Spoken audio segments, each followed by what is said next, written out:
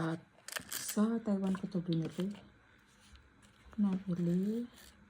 Tapos ito naman sa Hong Kong. Hong Kong. Sa shop na yan. Lupinos. Dun sa Worldwide. Ito naman bigay ng amo ko sa bigay ng amo ko, yung first amo ko sa Hong Kong nung nag-ring ako. Ito at ito. Tapos dito napili ko dito.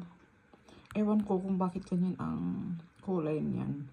Sabi gold. Ewan ko ba sa Pilipinang nagbenta sa akin yan. Dito ko napili ito, dito.